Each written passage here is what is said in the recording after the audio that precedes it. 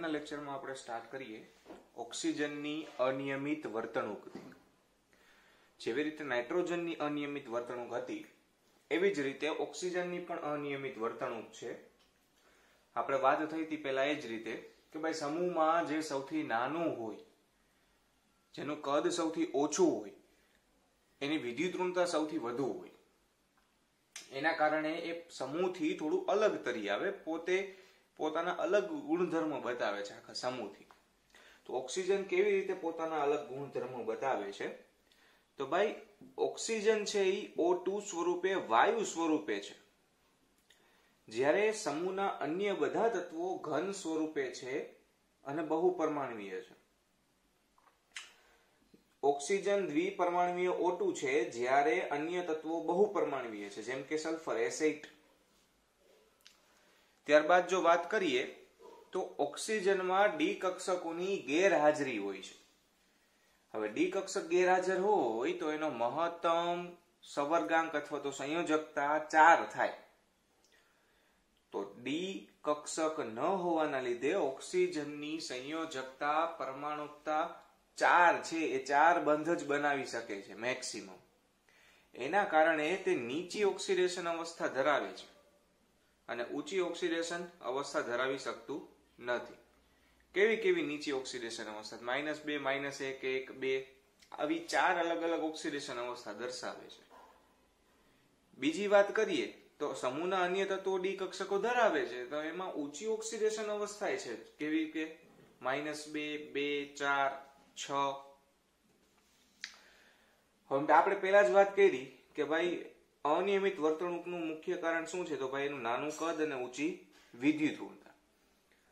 આ વસ્તુને કારણે ઓક્સિજન પાણીમાંના હાઇડ્રોજન સાથે હાઇડ્રોજન બંધ બનાવે છે। તેથી પાણીમાં હાઇડ્રોજન બંધ જોવા મળે છે, પણ H2S માં કે એના સિવાયના કોઈ પણ તત્વોના હાઇડ્રેટમાં હાઇડ્રોજન બંધ જોવા મળતા નથી। તો ઓક્સિજન મુખ્યત્વે આ 4 મુદ્દાઓથી સમૂહના અન્ય તત્વોથી થોડું અલગ બતાવવામાં આવે છે। હવે ઓક્સિજનના સંયોજનો વિશે વાત કરીએ આપણે તો સૌથી પહેલું સંયોજન છે ઓક્સિજનના ઓક્સાઇડ। હવે ઓક્સાઇડ છે એ મુખ્યત્વે 2 પ્રકારના હોય છે। એક તો સાદા ઓક્સાઇડ અને બીજું છે મિશ્રિત ઓક્સાઇડ। સાદા ઓક્સાઇડ મતલબ કે એમાં રહેલા અણુ એક સરખા હોય, જેમ કે હું કહું મેગ્નેશિયમ ઓક્સાઇડ તો MgO, દરેક અણુ MgO જ હોય। હું એમ કહું એલ્યુમિનિયમ ઓક્સાઇડ તો એમાં દરેક અણુ Al2O3 જ હોય। મિશ્રિત ઓક્સાઇડ એટલે કે એકથી વધારે ઓક્સાઇડ મિશ્ર થયેલા છે, જેમ કે Fe3O4 તો Fe3O4 ની અંદર 2 ઓક્સાઇડ રહેલા છે, Fe2O3 into FeO।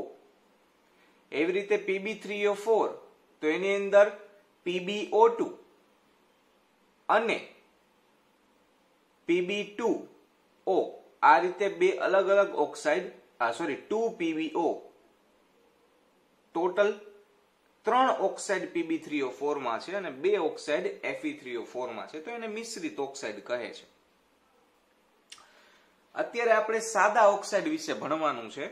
તો સાદા ઓક્સાઇડમાં અલગ અલગ 4 પ્રકાર આવેલા છે। એમાં પહેલો પ્રકાર છે એસિડિક ઓક્સાઇડ। નામ ઉપરથી જેનો મતલબ ખબર પડી જાય, ભાઈ જે ઓક્સાઇડ પાણી સાથે પ્રક્રિયા કરી એસિડિક દ્રાવણ બનાવે છે તેને એસિડિક ઓક્સાઇડ કહે છે।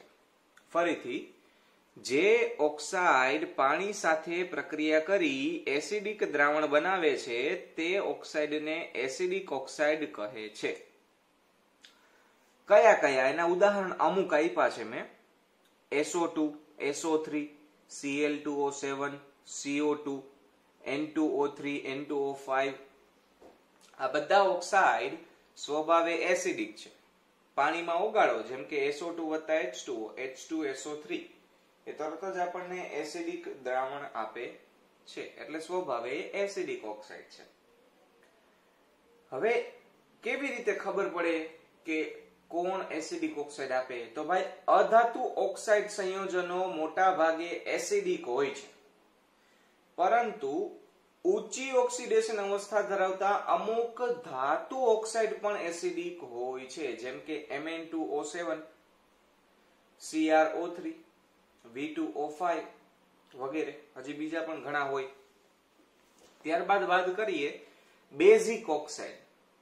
તો ભાઈ જે ઓક્સાઇડ પાણી સાથે પ્રક્રિયા કરી બેઝિક દ્રાવણ બનાવે તે ઓક્સાઇડને બેઝિક ઓક્સાઇડ કહે છે. જેમ કે Na2O, CaO, BaO. કોઈ પણ એકને પાણી મોગાડો, જેમ કે CaO વત્તા H2O, તો CaOH ટ્વાઇસ બેઝ છે. કોણ બનાવે બેઝિક ઓક્સાઇડ? તો ભાઈ ધાતુના ઓક્સાઇડ બેઝિક હોય છે, કેમ કે પાણી સાથે પ્રક્રિયા કરી બેઝ બનાવે છે એટલા માટે. ત્યારબાદ વાત કરીએ ત્રીજો પ્રકાર, ઉભય ગુણધર્મી ઓક્સાઇડ. ઘણા ધાત્વીય ઓક્સાઇડ દ્વૈત વર્તણૂક દર્શાવે છે. દ્વૈત વર્તણૂક એટલે કે ભાઈ એને એસિડિક દ્રાવણ બનાવવામાં રસ હોય અને બેઝિક દ્રાવણ બનાવવામાં રસ હોય. ટૂંકમાં જે ધાત્વીય ઓક્સાઇડ એસિડિક અને બેઝિક એમ બંને લાક્ષણિકતા દર્શાવે છે તેવા ઓક્સાઇડને ઉભય ગુણધર્મી ઓક્સાઇડ કહે છે. પોતે એસિડ તરીકે પણ વર્તી શકે છે અને પોતે બેઝ તરીકે પણ વર્તી શકે છે. ચાલો હવે એક ઉદાહરણ એનું આપેલું છે Al2O3, એલ્યુમિનિયમ ઓક્સાઇડ. તો ભાઈ એલ્યુમિનિયમ ઓક્સાઇડ જે છે એ ઉભય ગુણધર્મી ઓક્સાઇડ છે. જોવો જોઈએ, પહેલા તો એ એસિડ સાથે પ્રક્રિયા કરી LH2O6+3 બનાવે છે. હવે આનો મતલબ શું થાય? આમાં તો કોઈ સંયોજન છે જ નહીં, આયનો બનાવ્યો છે. ખરેખર ત્યાં સંયોજન છે, સંકીર્ણ સંયોજન છે. કેવી રીતે? જો ટોટલ પ્લસ વીજભાર જો +6 અને ટોટલ માઇનસ વીજભાર જો -6. ટૂંકમાં સંયોજન કેવું બનેલું છે? LH2O6 વોલ કાઉન્ટ્સની બાર 2 Cl6 હેક્સાહાઇડ્રેટ એલ્યુમિનિયમ 3 હેક્સાહાઇડ્રેટ એલ્યુમિનિયમ 3 ક્લોરાઇડ. ટૂંકમાં Al2O3 એ પાણી સાથે પ્રક્રિયા કરી એસિડિક માધ્યમમાં એલ્યુમિનિયમ ક્લોરાઇડ બનાવ્યું. તો હવે આ ઓક્સિજનનું શું થયું એ કેવી રીતે ખબર પડશે? સ્વાભાવિક છે, તમે એલ્યુમિનિયમ ક્લોરાઇડ બનાવો છો તો એ ઓક્સિજન એ હાઇડ્રોજન સાથે જોડાઈને પાણીના અણુ બનાવ્યા. કેટલા? તો ભાઈ 6 અણુ બનાવ્યા પાણીના. બરાબર? તમે 9H2O અહીંયા લખેલા છે. 6 ને 9 કેટલા થાય? 15H2O થાય. તમે કેટલા H2O યુઝ કરેલા છે? તો ભાઈ આપણે ટોટલ 12 H2O યુઝ કરેલા છે, મતલબ કે 3 H2O મુક્ત થશે. ક્લિયર બધાને?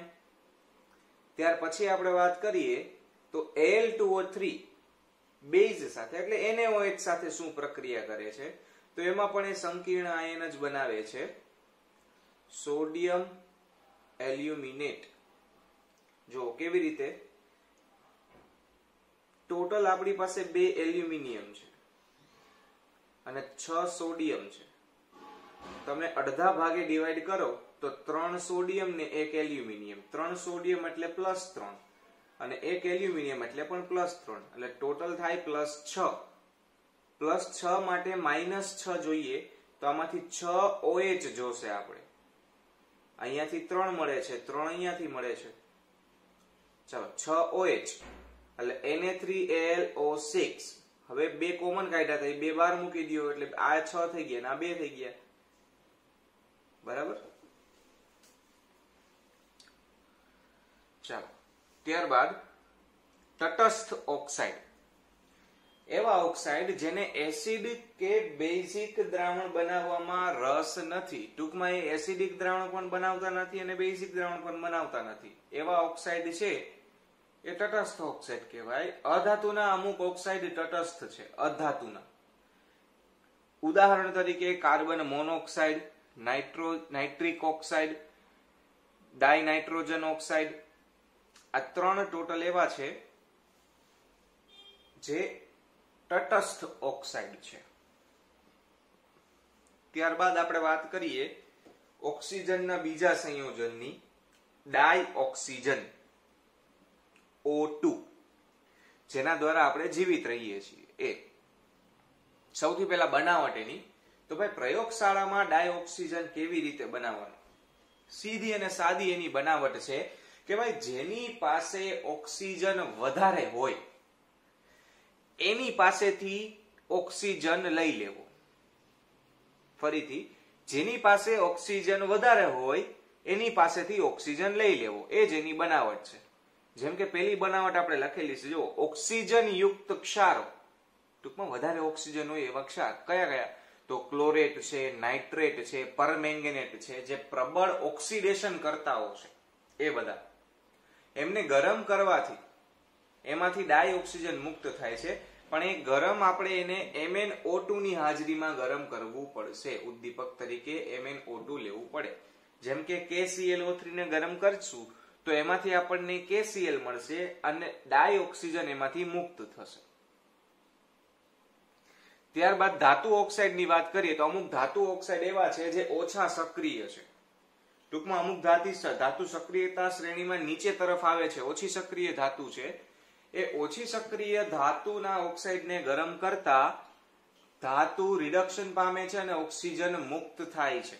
જેમ કે Ag2O ગરમ કરશું તેમાંથી Ag મુક્ત થઈ જશે અને O2 મુક્ત થઈ જશે. સેમ રીતે મર્ક્યુરિક ઓક્સાઇડ HgO ગરમ કરશું તો Hg અલગ ને O2 અલગ. Pb3O4, હવે Pb3O4 માં મેં કીધું હતું PbO2 અને 2PbO મિક્સ હશે, તો એમાંથી PbO બની જશે, PbO2 માંથી PbO બની જશે અને ઓક્સિજન મુક્ત થશે. PbO2 મેં કીધું તું PbO બની જશે અને ઓક્સિજન મુક્ત થશે. આને સમજાવવા માટે અલગથી PbO2 લખેલું છે. MnO2 ની હાજરીમાં હાઇડ્રોજન પેરોક્સાઇડ H2O2 નું વિઘટન કરતા એમાંથી પણ ઓક્સિજન મળે છે. H2O2 MnO2 ઉદ્દીપક તરીકે ગરમ કરીશું એટલે એમાંથી H2O અને O2 છૂટું પડશે. એક પાણીનું વિદ્યુત વિભાજન છે વોલ્ટાનો કોષ, જે આપણે આગળ નાના હતા ત્યારે 10મામાં પણ ભણી ગયા છીએ. કાંઈ નથી, 2H2O એનું ઇલેક્ટ્રોલિસિસ કરીશું, તેમાંથી એનોડ ઉપર હાઇડ્રોજન ને કેથોડ ઉપર ઓક્સિજન મળશે આપણને. ત્યારબાદ વાત કરીએ, આ બધી પ્રયોગશાળાની રીત છે ચારે ચાર. ઔદ્યોગિક રીતે કેવી રીતે ડાયોક્સિજન બનાવવું? તો ભાઈ ઔદ્યોગિક રીતે હવામાંથી પ્રથમ કાર્બન ડાયોક્સાઇડ અને પાણીની વરાળ દૂર કરી લેવામાં આવે છે. સૌથી પહેલું કામ શું કરવાનું? તો ભાઈ હવામાંથી કાર્બન ડાયોક્સાઇડ અને પાણીને વરાળને દૂર કરી લેવાનું, ભેજ દૂર કરવું. ત્યારબાદ એ હવાનું પ્રવાહીકરણ કરવાનું, એટલે કે એને પ્રવાહી સ્વરૂપમાં બદલાવી લેવાની. ત્યારબાદ વિભાગીય નિસ્યંદન દ્વારા O2 અને N2 છૂટું પડે છે. N2 વાયુ સ્વરૂપે છૂટું પડે છે, O2 પ્રવાહી સ્વરૂપે મળે છે. ત્યારબાદ આપણે વાત કરીએ તો ઓક્સિજનના ભૌતિક ગુણધર્મો, ડાયઓક્સિજનના ભૌતિક ગુણધર્મો. સૌથી પહેલા તો ડાયઓક્સિજન છે એક રંગવિહીન વાયુ છે, વાસવિહીન છે અને 293 કેલ્વિન તાપમાને તે પાણીની અંદર 100 ml પાણીમાં 3.08 ml ઓગળે છે. સેન્ટીમીટર ક્યુબ અને ml એક સરખો એકમ છે, એટલે 100 ml પાણીમાં એ 3.08 ml જેટલું ઓગળે છે 293 કેલ્વિન તાપમાને. 90 કેલ્વિને તે પ્રવાહીકરણ પામે છે, એટલે કે એનો ગલન બિંદુ છે, ઉત્કલન બિંદુ છે, અને 55 કેલ્વિને તે ઠરે છે, એટલે એ એનું ગલન બિંદુ છે, ઘન સ્વરૂપે ફેરવાય છે. એના ટોટલ 3 સમસ્થાનિકો છે, ઓક્સિજન 16, ઓક્સિજન 17 ને ઓક્સિજન 18. એમાંથી ઓક્સિજન 18 જે છે એ રેડિયો એક્ટિવ છે. O2 છે એ સ્વભાવે અનુચુંબકીય હોય છે. આ આપણે આગળ 11મા ધોરણમાં ભણી ગયા છીએ. આપણે જ્યારે આણ્વીય ચિતાર દોરતા ત્યારે આવતું O2 છે એ અનુચુંબકીય છે, એમાં એક એક ઇલેક્ટ્રોન હોય છે. ત્યારબાદ રાસાયણિક ગુણધર્મની વાત કરીએ તો ઓક્સિજનના રાસાયણિક ગુણધર્મો વિશે આપણે ચર્ચા કરવાની જરૂર નથી. એનું કારણ છે કે આપણે બહુ સારી રીતે જાણીએ છીએ કે ભાઈ ઓક્સિજનને કોની સાથે કેવી રીતે પ્રક્રિયા કરવાની હોય છે. ધાતુ સાથે ઓક્સાઇડ બનાવે, અધાતુ સાથે ઓક્સાઇડ બનાવે, અર્ધધાતુ સાથે ઈ ઓક્સાઇડ જ બનાવે છે. માત્ર બે જ ધાતુ એવી છે જેની સાથે ઓક્સિજન પ્રક્રિયા કરતો નથી. એક છે ગોલ્ડ અને એક છે પ્લેટિનમ. એની સાથે ડાયરેક્ટ પ્રક્રિયા ઓક્સિજન કરતું નથી. બીજી વસ્તુ કે ઓક્સિજન જેની સાથે જોડાય છે ત્યારે પ્રબળ ઉષ્માક્ષેપક પ્રક્રિયા થાય છે, એટલે કે ખૂબ જ વિપુલ પ્રમાણમાં ઉર્જા મુક્ત થાય છે. એ જ ઉર્જા એ પ્રક્રિયાને ટકાવી રાખવા માટે આગળ જરૂરી હોય છે. એનો મતલબ કે જો આપણે ઓક્સિજનની પ્રક્રિયા કોઈ પણ સાથે ચાલુ કરાવવી હોય તો પહેલા આપણે તેને જરૂરી પ્રમાણમાં બાહ્ય ગરમી, બાહ્ય ઉર્જા આપવી પડે છે. એનું કારણ એ છે કે પ્રક્રિયા કરતા પહેલા આપણે ઓક્સિજન દ્વિબંધની જે બંધ વિયોજન એન્થાલ્પી છે એને તોડવી પડે છે, અને ખૂબ ઊંચી હોય છે. 493.4 કેલ્વિન જેટલી એની બંધ વિયોજન એન્થાલ્પી છે. એ પહેલા આપણે મેળવવી પડે, તો જ આપણે O2 ની પ્રક્રિયા કરવા માટે સક્ષમ બનીએ. અમુક પ્રક્રિયા આપણે ઓક્સાઇડ બનાવેલા છે, જેમ કે કેલ્શિયમ વત્તા ઓક્સિજન CaO, એલ્યુમિનિયમ વત્તા ઓક્સિજન Al2O3, P4 વત્તા 5O2, આગળ જ આવી ગયું P4O10, C વત્તા O2 CO2. આ ભુંજન પ્રક્રિયા છે, ZnS વત્તા O2, ZnO વત્તા SO2. આ દહન પ્રક્રિયા CH4 વત્તા O2, CO2 વત્તા H2O. જેટલા કાર્બન એટલા કાર્બન ડાયોક્સાઇડ, જેટલા હાઇડ્રોજન એનાથી અડધું પાણી. SO2 વત્તા O2, આ ઓક્સિડેશન છે SO2 નું, ઓસ્વાલ પદ્ધતિમાં ભણી ગયા. વેનેડિયમ પેન્ટોક્સાઇડ ની હાજરીમાં SO2 માંથી SO3. ત્યારબાદ HCl વત્તા O2, CuCl2 ની હાજરીમાં પ્રક્રિયા કરાવશો એટલે ઓક્સિડેશન થશે. આ બે ઓક્સિડેશન પ્રક્રિયા છે. HCl માંથી Cl2 મુક્ત થશે અને H2O બનશે. ઉપયોગોની વાત કરીએ તો ડાયઓક્સિજનનો મુખ્ય ઉપયોગ શું છે? સીધું અને સાદું, ડાયઓક્સિજન છે એ શ્વાસ લેવામાં વપરાય છે, દહન પ્રક્રિયા માટે જરૂરી છે. તો પર્વતારોહણો હોય, મરજીવા હોય, એ દરેક જે ઓક્સિજનની ઉણપવાળી જગ્યાએ જાય છે તેઓને શ્વસન માટેનો ઓક્સિજન સિલિન્ડરમાં ભરીને આપવામાં આવે છે. આ ઉપરાંત કોઈ પણ વસ્તુના દહન માટે ઓક્સિજન વપરાય છે. ત્યારબાદ આપણે વાત કરીએ ઓક્સિજનનું એક બીજું અપર રૂપ ઓઝોન. ચાલો, ઓઝોન મતલબ O3. જેવી રીતે ડાયઓક્સિજન O2 ભણ્યા એવી રીતે ઓઝોન O3. હવે ઓઝોન જે છે એના વિશે થોડી ઘણી માહિતી આપણી પાસે છે. કેવી રીતે? તો ભાઈ ઓઝોન છે એ પૃથ્વીની સપાટીથી 20 કિલોમીટર ઉપર આવેલું છે. તે આપણને પારજાંબલી કિરણોથી બચાવે છે, આપણું રક્ષણ કરે છે સૂર્યપ્રકાશના હાનિકારક કિરણોથી. આ બધી વસ્તુ આપણે જાણીએ છીએ બહુ સારી રીતે. હવે આપણે એની બનાવટ વિશે ભણવાનું છે. ભાઈ કેવી રીતે ઓઝોન બને છે, ત્યારબાદ એના ગુણધર્મો શું છે, કેવી રીતે પ્રક્રિયા કરે છે, એવી ડિટેલ્સ આપણે મેળવીશું. ચાલો, સૌથી પહેલા એની બનાવટ. તો ભાઈ પ્રયોગશાળામાં સિમેન્સ અને બ્રોડીના ઓઝોનાઇઝરનો ઉપયોગ કરી ઓઝોન બનાવાય છે. ફરીથી, પ્રયોગશાળામાં સિમેન્સ અને બ્રોડીના ઓઝોનાઇઝર, ઓઝોનિત્રો, નવી ટેક્સ્ટબુક મુજબ એનું ગુજરાતી નામ એમણે બનાવેલું છે ઓઝોનિત્રો, નો ઉપયોગ કરી ઓઝોન બનાવી શકાય છે. હવે બીજી વસ્તુ, ધ્યાન શું રાખવાનું છે? તો આપણે ઠંડો અને શુષ્ક O2 લેવાનું છે અને તેને ધ્વનિહીન વિદ્યુત વિભારમાંથી પસાર કરવાનો છે. ધ્વનિહીન વિદ્યુત વિભાર મતલબ કોઈ પણ પ્રકારનો અવાજ થવો જોઈએ નહીં, નહીતર O3 નું O2 માં ફરીથી વિઘટન થઈ જશે. જો આમ કરીશું તો આપણે જેટલો O2 પણ પસાર કરશું એમાંથી 10% O2 O3 માં રૂપાંતર પામે છે, જેને ઓઝોનીકૃત ઓક્સિજન કહે છે. એમાં 90% O2 હશે અને 10% O3 હશે. આવું થવાનું કારણ એ છે કે આ પ્રક્રિયા ઉષ્મા શોષક પ્રક્રિયા છે, પ્લસ 142 કિલોજૂલ પ્રતિ મોલ. અને જો ધ્વનિહીન વિદ્યુત વિભાર નહીં હોય તો O3 નું વિઘટન થઈ જશે. હવે ઔદ્યોગિક રીતે વાત કરીએ. આ પ્રયોગશાળાની વાત હતી કે ભાઈ આપણે લેબની અંદર O3 બનાવવું છે તો આવી રીતે બને.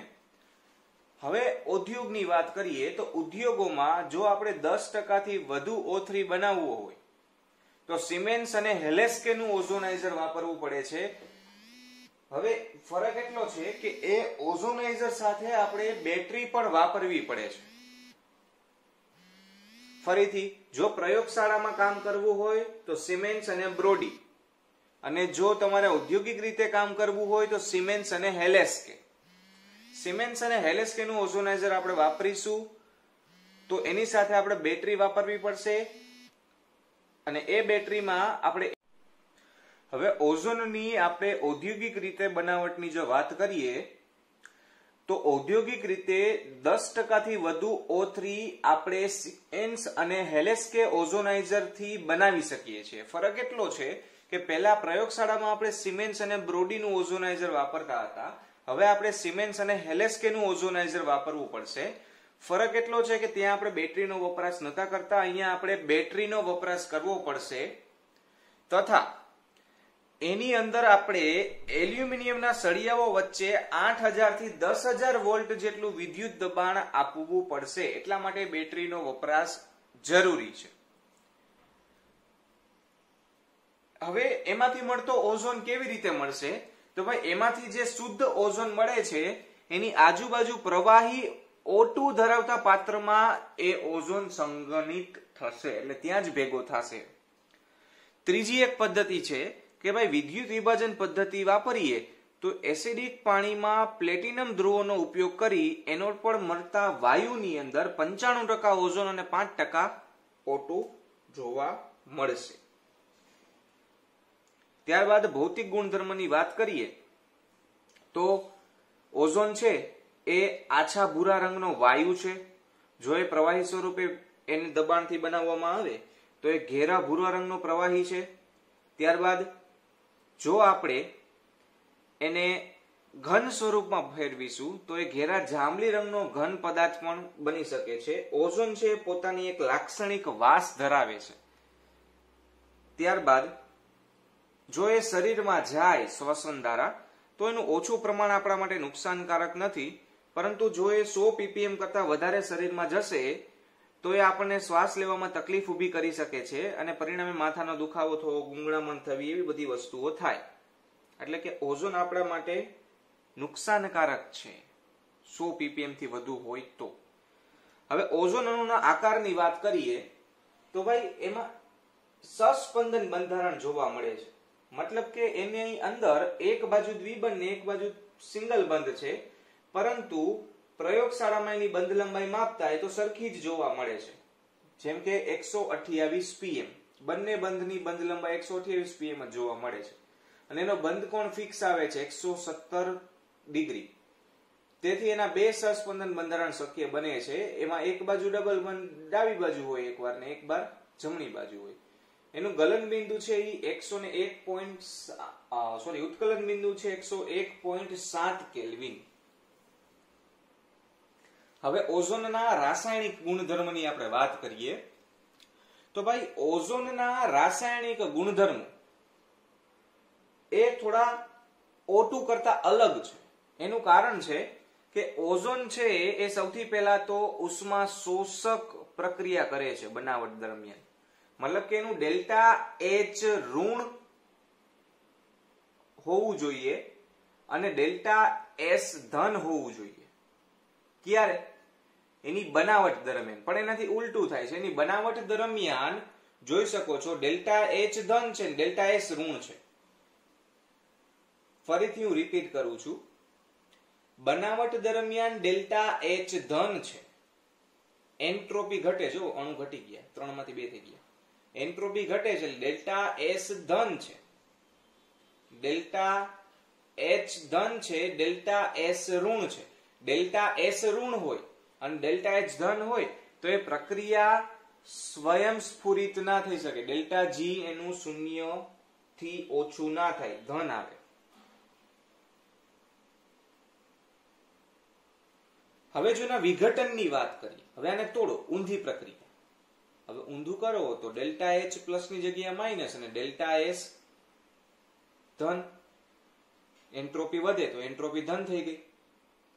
મતલબ O2 ની સરખામણીમાં O3 અસ્થાયી છે. એનું કારણ છે કે એનું જ્યારે O2 માં વિઘટન કરીએ છીએ ત્યારે ડેલ્ટા એચ ઋણ આવે છે અને ડેલ્ટા એસ ધન આવે છે, અને તેથી ફાઇનલ ગિબ્સ ઉર્જા ઋણ બને છે. તેથી જો આપણે ઓઝોનની ઊંચી સાંદ્રતા વાતાવરણમાં રાખીશું તો એ કદાચ વિસ્ફોટ પામી શકે છે, અને એના લીધે સમુદ્રની સપાટીએ વાતાવરણમાં ઓઝોન ટકી શકતો નથી. તેથી લગભગ 20 કિલોમીટર જેટલી ઊંચાઈએ સૂર્યપ્રકાશની હાજરીમાં વાતાવરણીય O2 માંથી જ બને છે. હવે એની પ્રક્રિયાઓ વિશે વાત કરીએ તો ભાઈ O3 સરળતાથી આપણને નવજાત ઓક્સિજન આપે છે, એટલે ન્યૂબોર્ન ઓક્સિજન, એકલો ઓક્સિજન સિમ્પલ, O3 માંથી O2 વત્તા O, અને તે ખૂબ જ શક્તિશાળી ઓક્સિડેશન કરતા છે જેનો આપણે અહીંયા ઉપયોગ કરીએ. ભાઈ નવજાત ઓક્સિજન PbS લઈ લેશે તો PbS માંથી ડાયરેક્ટ PbSO4 થઈ જશે. હવે O4 કરવું છે તો આપણે 4 ઓક્સિજન જોશે, 4 ઓઝોન જોશે, સિમ્પલ. એવી રીતે 2I- એની અંદર પણ ઇલેક્ટ્રોન આવશે, ઓક્સિજન નહીં આવે. હવે એને તમે ઇલેક્ટ્રોન આપવો જોઈએ, એને તમે ઇલેક્ટ્રોન આપશો તો એ I2 બની જશે. આમાંથી ઇલેક્ટ્રોન આપ્યો, I2 બની ગયો, અને એ ઓક્સિજન હાઇડ્રોજન પાસે ગયો એટલે 2 OH બની ગયા. ત્યારબાદ વાત કરીએ, આ એની ઓક્સિડેશન કરતા તરીકેની પ્રક્રિયા છે. બીજી અમુક મેં અહીંયા લખેલી છે, જેમ કે સલ્ફર સાથે પ્રક્રિયા કરે તો એ સલ્ફરનું સલ્ફ્યુરિક એસિડ બનાવી નાખે છે, ફોસ્ફરસનું ફોસ્ફોરિક એસિડ બનાવી નાખે છે, આર્સેનિકનું આર્સેનિક એસિડ બનાવી નાખે છે. સેમ વસ્તુ થાય છે, કારણ કે એ નવજાત ઓક્સિજન જે આપે છે એ પ્રબળ શક્તિશાળી ઓક્સિડેશન કરતા છે. જો બોરેટ બફર લેશું, બોરેટ બફરની pH છે એ 9.2 ફિક્સ હોય છે, બદલે નહીં. એટલે કે બફરયુક્ત બનાવેલું KI નું દ્રાવણ જ્યારે વધારે પડતું આપણે લીધું હોય અને એની આપણે ઓઝોન સાથે પ્રક્રિયા કરાવશું તો એમાંથી I2 મુક્ત થશે આ પ્રક્રિયા મુજબ, જે અહીંયા આપણે લખેલી છે I- વાળી. અને તેનું જો આપણે સોડિયમ થાયોસલ્ફેટ Na2H2O4 સાથે પ્રક્રિયા કરાવશું, એનું પ્રમાણિત દ્રાવણ લીધું હશે સોડિયમ થાયોસલ્ફેટનું, તો આપણે એના દ્વારા ઉત્પન્ન થયેલા I2 નું અનુમાપન કરી શકશું, અને ઉત્પન્ન થયેલા I2 ના અનુમાપન ઉપરથી આપણે ઓઝોનનું અનુમાપન કરી શકશું કે ભાઈ આપણી પાસે ઓઝોન કેટલું હશે. મતલબ કે આ પદ્ધતિ છે એ ઓઝોનના માપનની જથ્થાત્મક પદ્ધતિ છે.